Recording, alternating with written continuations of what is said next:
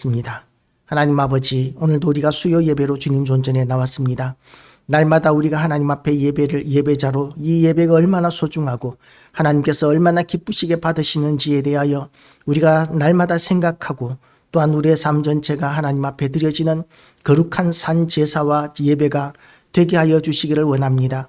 이 예배는 형식적인 것이 아니라 하나님과의 깊은 진정한 만남이 있는 시간인 줄을 우리가 인정하고 알게 하여 주시옵시고, 하나님 아버지, 우리가 주님의 존전에 나와서 예배드리는 이 시간이 우리에게 얼마나 큰 복이 되는 시간인지 알게 하여 주시옵소서. 이 예배를 통하여 하나님 앞에 우리의 마음이 상달되게 하여 주시고, 우리의 마음의 소원이 이루어지고, 하나님의 은혜가 우리를 충만하게 덮으시고, 하나님의 영광으로 덮으셔서 우리가 이 악한 세상을 살아가는데 하나님의 그 영광으로 인하여 어둠의 영들이 물러가고 떠나가고 도망가고 문제가 해결되어지는 역사들을 우리가 보게 하여 주시옵시고, 하나님 앞에 예배드리는 중에 하나님 아버지, 우리의 질병이 치료되어지고 우리의 하나님의 놀라운 능력의 역사들이 나타나는 것을 우리가 또한 체험하게 하시고 보게 하여 주셔서 우리가 날마다 예배를 사모하게 하여 주시옵시고, 이 예배를 통하여 우리의 심령이 날마다 새로워지고 날마다 예수 그리스도를 닮아가게 하여 주시기를 원합니다. 그래서 하나님 아버지, 또한 이 예배를 통하여 하나님 앞에 기도하는 우리 마음의 소원을 감찰하여 주시옵시고, 예배드리는 우리 교회와 성도들을 위하여 하나님께서는 이 땅의 모든 어둠의 세력들을 진멸하여 주시고, 하나님을 대적하는 악한 자들이 결코 득세하지 못하게 하여 주시옵시고, 교회가 다시 한 번 더 부흥되게 하시고, 하나님을 여호와를 인정하는 것이 물이 바다를 덮음과 같이 온 세상 가운데 충만해지는 역사가 다시 한 번 더 일어나고, 아버지의 뜻이 하늘에서 이루어진 것처럼 땅에서 이루어지는 역사를 다시 한 번 더 허락하여 주시옵소서.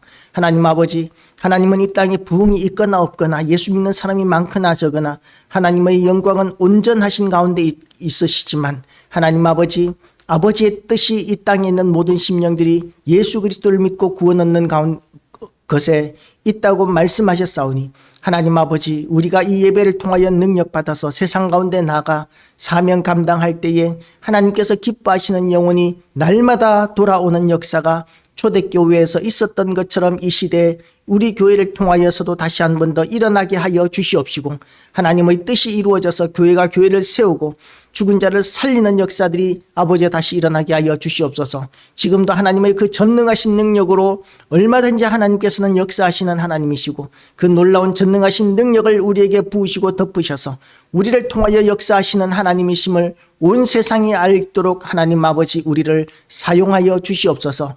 이 예배를 통하여 온전히 하나님께만 영광 돌려드리오며 예수 그리스도 이름으로 기도드리옵나이다. 아멘. 할렐루야. 오늘도 하나님의 은혜가 우리 모두에게 가득하시기를 주님의 이름으로 축복합니다. 이 언약, 아브라함과 하나님께서 맺으신 언약에 대한 이야기입니다. 하나님께서 아브라함을 갈대아 우르에서 부르실 때 너는 내가 내게 지시할 땅으로 가라고 이렇게 말씀하시면서 그 땅을 주겠고 그 자손들을 그 바다의 모래와 같이 하늘의 별과 같이 많게 하시겠다는 약속을 하셨는데, 그런데 또 이렇게 언약을 다시 한 번 더 하나님께서는 아브라함에게 오셔서 언약을 맺고 계시는데, 그때가 언제냐 하면 99세 때입니다. 아브라함이 99세이고 그야말로 이제는 자손을 더 이상 볼 수 있는 나이는 지났다라고 이렇게 단정할 수 있는 나이라고 볼 수 있는 것이죠. 그리고 그 아내는 그 아내 사례는 90세라고 이렇게 이야기하고 있습니다. 지금 하나님을 만나는 이때는 이제 89세가 되겠죠. 아기를 낳을 때가 90세니까. 그래서 이제 89세의 아기를 낳는다는 것은 그야말로 해외 토픽의 날 일이고, 해외 토픽에서도 기록이 없는, 그야말로 성경에서 말고는 우리가 보기 어려운 이야기가 이 90세의 아기를 낳는 이야기일 것입니다. 있을 수가 없는 이야기죠. 지금의 우리가 이 여성들도 보면 갱년기가 지나면 더 이상 아기를 낳지 못한다고 하는데, 중년이 지나가면 이렇게 갱년기를 지나고 그리고 이제 아기를 낳지 못하는 몸이 되는데, 그런데 89세면 갱년기를 지나도 한참 지난 나이가 되겠죠. 그런 사례를 통해서 하나님께서는 자식을 주시겠다, 라고 이렇게 말씀하시는데 그 자식을 주시겠다는 말씀 이전에 하나님께서 이렇게 말씀하십니다. 아브라함이 99세 때에 여호와께서 아브라함에게 나타나서 그에게 이르시되 나는 전능한 하나님이라 너는 내 앞에서 행하여 완전하라 하고 이렇게 말씀하십니다. 너는 내 앞에서 행하여 완전하라. 얼마나 어려운 명령입니까? 이 세상에 어느 누가 완전할 수 있겠습니까? 그런데도 불구하고 하나님께서는 내 앞에서 완전하라 하고 이렇게 명령하십니다. 불가능한 명령이죠. 모든 사람이 죄를 범하였음에 하나님의 영광에 이르지 못한다라고 이렇게 성경은 이야기하고 있습니다. 의인은 없나니 한 사람도 없느니라 고 이렇게 말씀하셨습니다. 그렇다면 아브라함도에게 하나님께서 완전하라고 말씀하셔도 아브라함은 완전할 수 없습니다.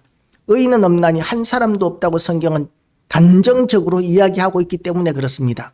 그럼에도 불구하고 하나님께서는 우리에게 끊임없이 명령하십니다. 너는 내 앞에서 행하여 완전하라. 이렇게 불가능한 명령을 하나님께서 끊임없이 우리에게 주시는 이유가 무엇이겠습니까? 우리는 이 땅을 살아가면서 절대로 완전할 수 없을지라도 그럼에도 불구하고 명심해야 할 것이 있는데 하나님이 완전하심과 같이 우리가 완전해야 된다는 것을 인정해야 된다는 것이죠. 인정한다는 것은 뭘 의미하느냐 하면 다시 말해서 우리가 하나님 앞에서 할 것을 절대로 포기하지 말아야 한다는 것을 성경은 이야기하고 있습니다. 얼마나 많은 사람들이 완전할 것을 포기하고 살아갑니까? 이 악한 세상을 살아가는 데 있어서 우리는 절대로 완전할 수 없어. 성경도 의인은 없다고 했는데 한 사람도 없다고 했는데 우리가 어떻게 완전할 수 있겠어? 물론 그 성경의 말씀은 맞습니다. 의인은 없나니 한 사람도 없습니다. 그래서 우리도 절대로 완전해질 수 없을 것입니다. 그럼에도 불구하고 하나님께서 우리에게 완전하라고 말씀하셨다면 우리는 완전함에 대한 우리 그 포기를 절대로 해서는 안 되는 것이죠.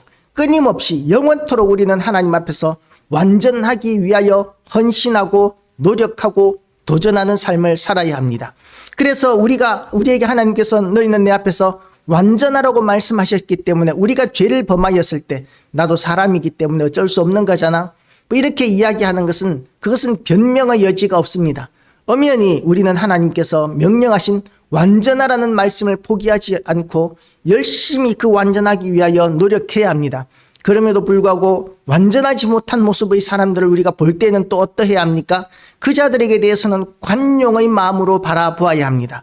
관용의 눈으로 바라보아야 합니다. 그러나 나에게 바라볼 때는 어떠해야 합니까? 하나님이 완전하심과 같이 하나님 앞에서 하나님께서 명령하신 바와 같이 우리는 완전하게 행하기 위하여 끝없이 피 흘리기까지 거룩함의 노력을 해 나가야 하는 것이 바로 우리에게 향하신 하나님의 명령이라는 것을 오늘 이 본문을 통해서 우리는 알아야 합니다. 그 완전함에 대하여 포기하지 않는 삶, 완전하지 못할지라도 완전하기 위하여 피 흘리기까지 이 악한 세상과 싸우고 죄와의 싸움에서 싸우고 그래서 완전함을 포기하지 않는 삶, 그런 사람의 삶 가운데 비록 잘못한 것이 있을지라도 죄가 있을지라도 비록 부족한 것이 있을지라도 하나님께서는 그 마음 중심을 보시고 얼마나 피 흘리기까지 노력하며 하나님 앞에 완전하기 위하여 애쓰고 힘썼는가를 아시는 하나님께서 완전함을 결코 포기하지 않은 성도들을 하나님께서는 귀하게 여기시는 것입니다. 우리는 그래서 하나님 앞에 완전한 삶을 살기를 절대로 포기하지 않는 교회와 성도들 다 되시기를 주님의 이름으로 축복합니다. 하나님께서 그렇게 완전함을 포기하지 않는 성도들을 향해서 주시는 복이 있습니다. 아브라함에게 주신 복은 아브라함의 복으로 끝나는 것이 아니라 그 모든 자손에게 대대손손 이어지는 믿음의 복인데 하나님께서는 이렇게 말씀하십니다. 내가 내 언약을 나와 너 사이에 두어 너를 크게 번성하게 하리라 하시니 하나님께서 완전함을 위하여 피 흘리기까지 거룩함을 위하여 애쓰고 힘쓰는 성도와 교회들에게 하나님께서는 번성하게 하는 복을 주시겠다고 약속하고 계십니다. 하나님께서는 이렇게 또한 아브라함에게 말씀하신 것과 같이 또 말씀하십니다. 이 복은 그냥 그냥 상징적인 상투적인 축복이 아니라 구체적으로 말씀하고 계십니다. 보라, 내 언약이 너와 함께 있으니 너는 여러 민족의 아버지가 될지라.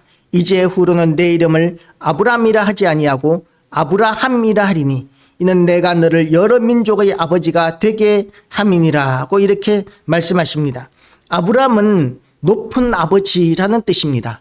아브라함은 높은 아버지. 근데 아브라함은 여기 오늘 그 본문에 보면 이 주석의 밑에 해설에 보면 아브라함은 여러 민족의 3번 많은 무리의 아버지, 열방의 아버지, 열국의 아버지 뭐 그런 의미가 되는 것이죠.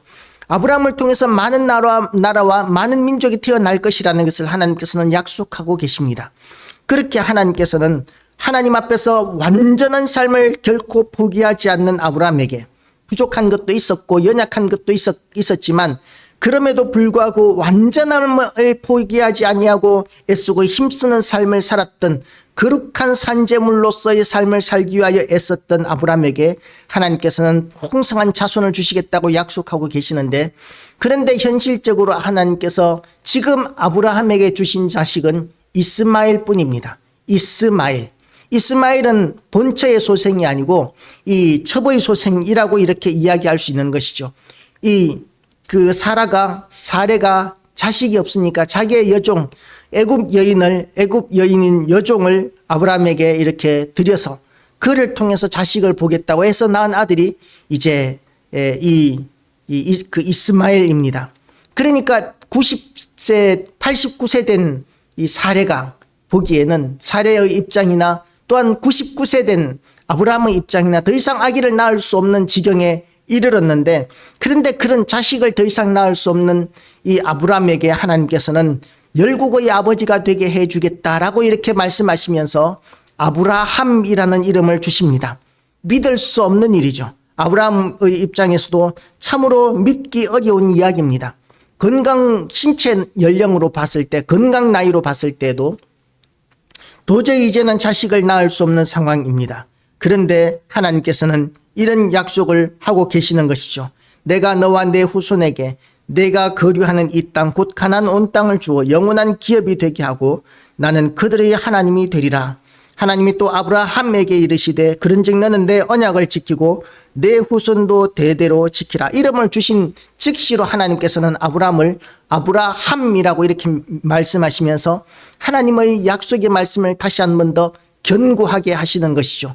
열국의 아버지가 되게 할 것이다. 많은 민족의 아버지가 되게 될 것이다. 라고 이렇게 이야기합니다. 그리고 너희 중 남자는 다 할례를 받으라. 이렇게 할례를 명령하십니다. 할례는 몸에 흔적을 내어서 나는 거룩한 백성이다 라는 흔적을 내는 것이죠.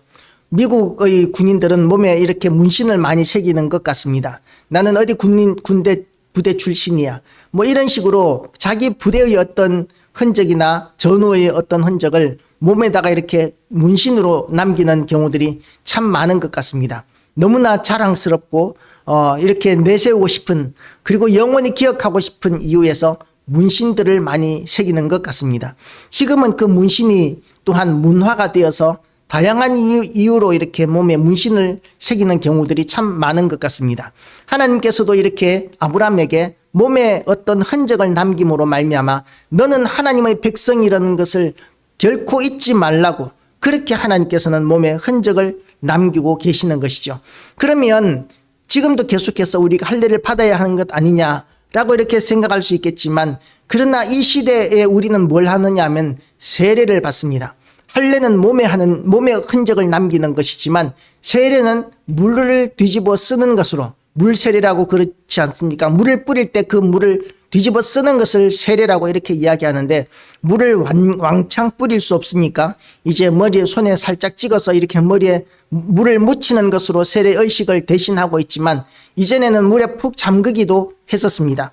이렇게 우리가 형식적인, 어떻게 보면 형식적인 것으로 지나가 버리는 것 같이 보일지 모르지만, 세례는 사실상 마음 중심이 중요하기 때문에 몸에 어떤 흔적을 남기는 것보다는 마음 중심이 변화될 때에 비로소 우리의 삶이 바뀐다는 것을 하나님께서 아시고, 우리에게 또한 그렇게 마음이 중요한 거야 라는 것을 가르쳐 주시기 위하여 할례에서 세례로 바꾸셨습니다.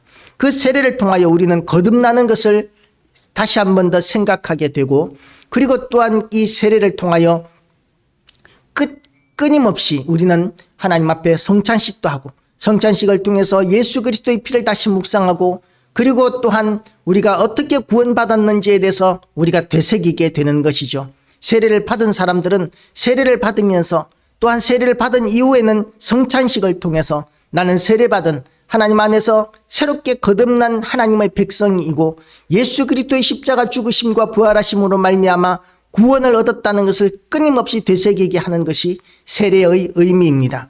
우리는 세례를 통해서 하나님의 백성이 된 것을 우리는 명확하게 하는 것이죠.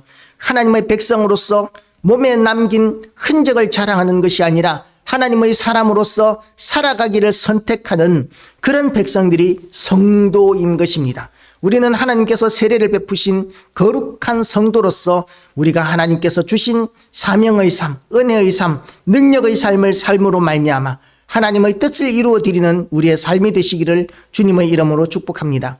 이 세례는 누구에게나 다 누구든지 예수 그리스도를 믿기만 하면 누구에게나 다 베풀어야 합니다.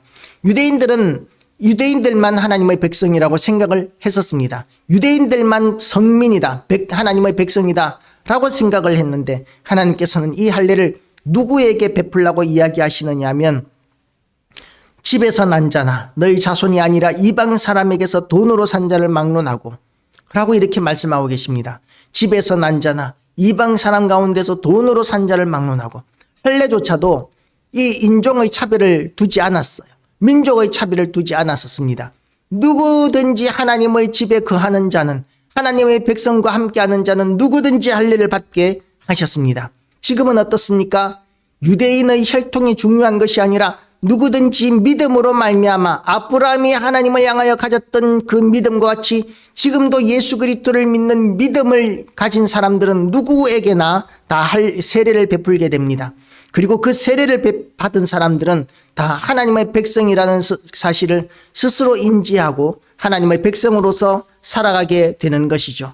하나님이 또 아브라함에게 이르시되 내 아내 사레는 이름을 사레라 하지 말고 사라라 하라고 이렇게 이야기합니다. 사례라는 말의 의미를 이렇게 어떤 사람은 분쟁이라는 말로 이렇게 해석하기도 합니다. 그런데 이 사라는 여주인이라는 말로 오늘 본문에는 이렇게 밑에 주행 해설에는 되어 있는데요. 여주인 또는 공주라는 그런 의미가 있습니다. 공주라는 의미가 있는데 아브라함이 사례를 대할 때에 하나님께서는 어떻게 대하기를 원하시느냐 하면 공주와 같이 대하라고 이렇게 명령하고 계시는 것이죠. 그래서 아브라함이 지금 열국의 아비가 되는 것과 마찬가지로 그의 아내는 아브라함에게 있어서 공주와 같이 고귀한 자로 그렇게 여기라고 하나님께서는 가정의 질서를 가르쳐주고 계시는 것입니다. 우리의 집집마다 남편들이 아내를 공주와 같이 그렇게 귀하게 여긴다면 그런 가정들은 얼마나 행복하겠습니까? 하나님께서는 가정을 행복하게 만들어 놓으시기를 원하십니다.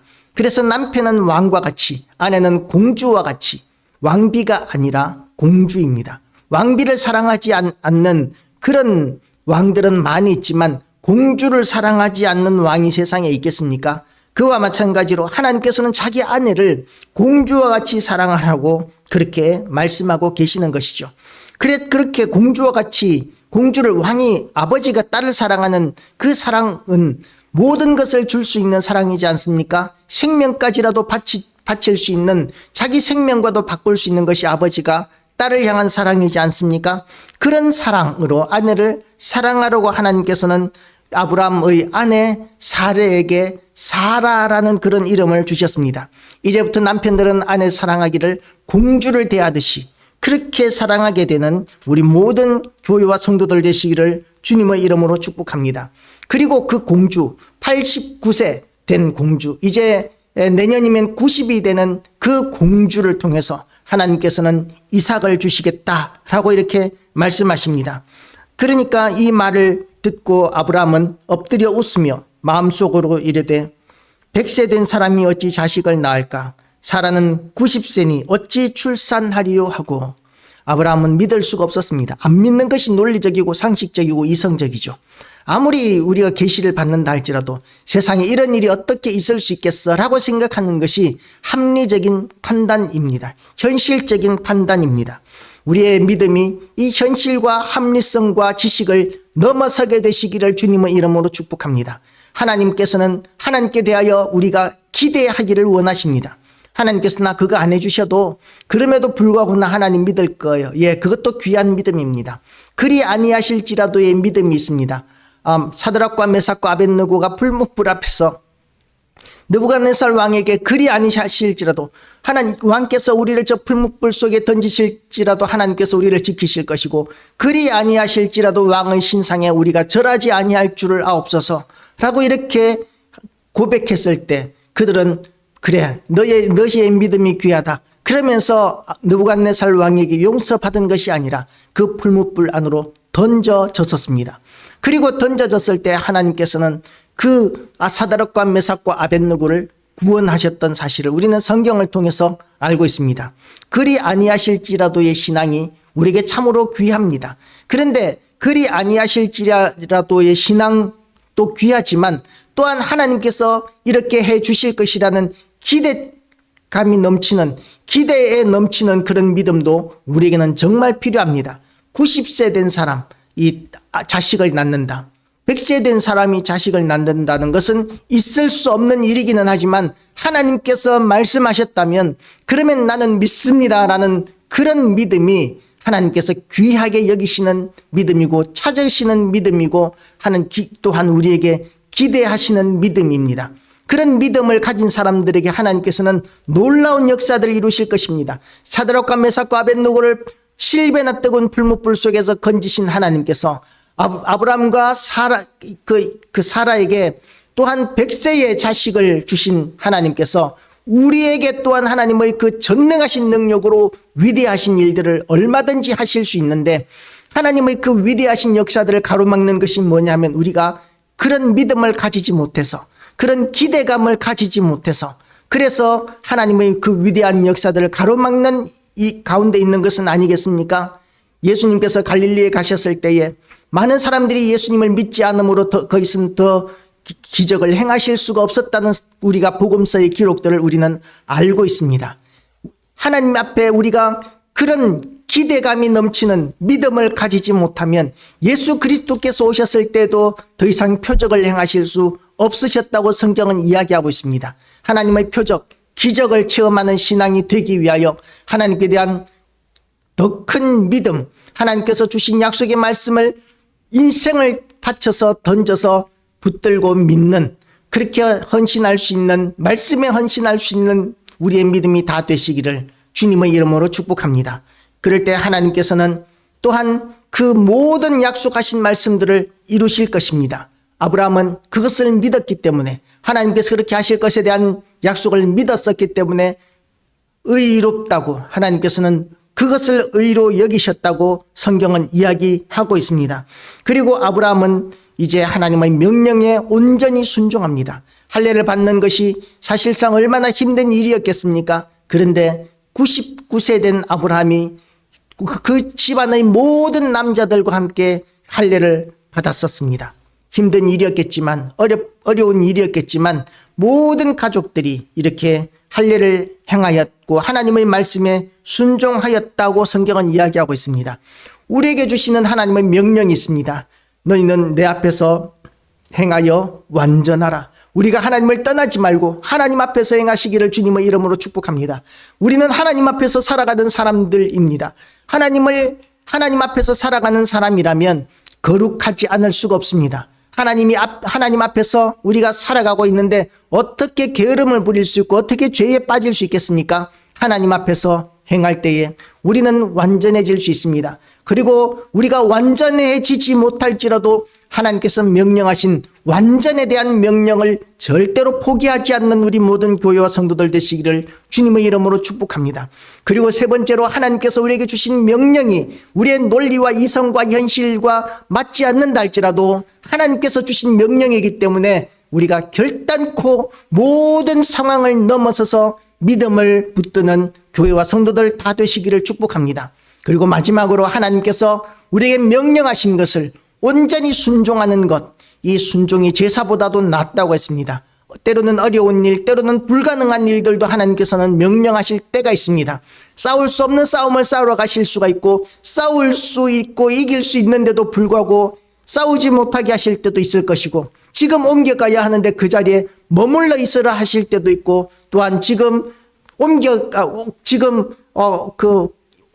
이 자리에 있어야 하는데 옮겨가야 한다고 말씀하실 때도 있습니다.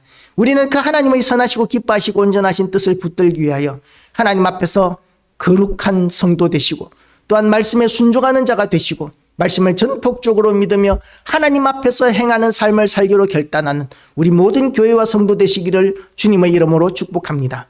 기도하시겠습니다.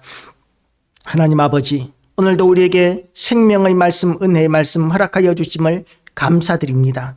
우리에게 복 주시기를 원하시고, 우리의 삶이 풍성해지기를 원하시고, 우리가 참으로 하나님의 은혜 가운데 살기를 원하시기에 사라에게 공주라는 이름의 사라라는 이름을 주시고, 또한 높은 아버지라는 이름의 아브라함에게 열국의 아버지, 자손이 없는 아브라함에게 열국의 아버지가 되는, 열방의 아버지가 되는 이름을 주시고, 또한 그 말씀을 이루어 주신, 이름대로 이루어 주신 하나님이시오니, 하나님 아버지, 우리의 믿음이 현실에 안주하는 것이 아니라, 또한 우리의 모든 이성이나 상식에 의존하는 것이 아니라 전능하신 하나님의 기준으로 우리가 깨닫게 하시고, 붙들게 하여 주시고, 믿게 하여 주시고, 또한 순종하게 하여 주셔서 하나님이 하시는 위대한 일의 주인공이 되게 하여 주시고, 도구가 되게 하여 주시고, 일꾼이 되게 하여 주시옵소서.